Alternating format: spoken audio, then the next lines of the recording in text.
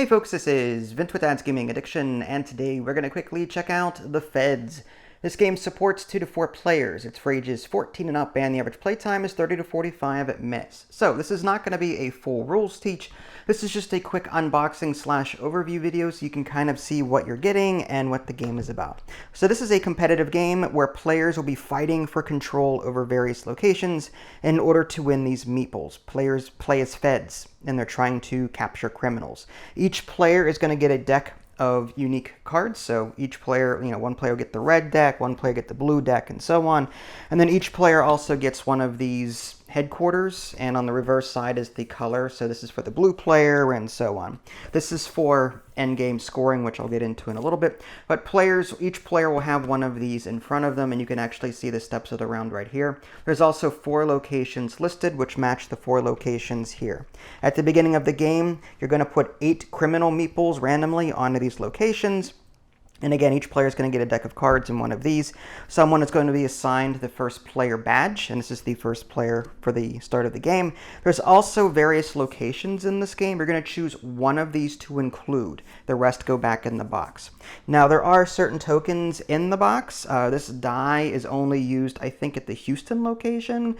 There are closed tokens. Once so many cards are played to a location, you're going to put that there to indicate that no more can be played there. So that's what these are for. There's a police car here for the 2-player variant, and there are siren tokens for the New Orleans variant. So some of these you may or may not use over the course of play. So once you choose a location, I'm just going to use the top Washington, D.C. here. And the game is played over 7 rounds, and a round typically plays something like this. Each player chooses a card, and on the count of 3, at the same time, simultaneously plays them face down onto one of their 4 locations on their own personal board. And let's just say, for the sake of argument, that that was done. And after that's done, starting with the start player, you're going to flip them face up and put them at that, or keep them face down and put them at that location.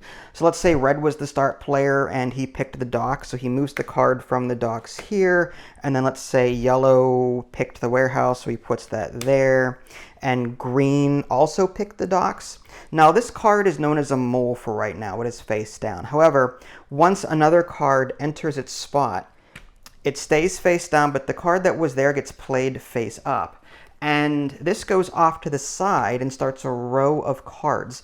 And at the end of the game, this determines the strength at that location. You're vying to have the most strength at that location for the end of the game. Now, when your card is forced to be played face up off to the side like this, it may have a special ability attached to it.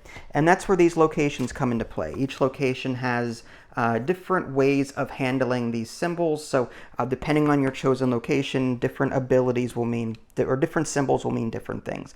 But that's the gist of the game. Over 7 rounds, cards will be played to these locations.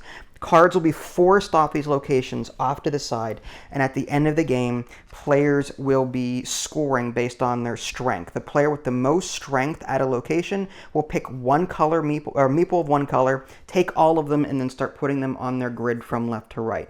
Gray meeples, by the way, or these white ones, whatever they are, these are wild and can be put on any of the rows, but if you take a group of orange, for example, you have to start and put them like so. And you score points based on how far you've made it from left to right. That is the overall gist of the game. Again, this is not a full rules teach. This is just a quick overview, but it's mainly about controlling the strength at your locations and hedging bets and figuring out what players still have left and what possibly might be under these mole cards. So you're trying to figure out what your opponent has left to play and where they may play them. So there you go. That was The Feds. It's interesting. If you want to see my review, which I'm currently working on, you can check out the link in the below description. This is Vince. Thanks for watching, and I will catch y'all next time. Take care.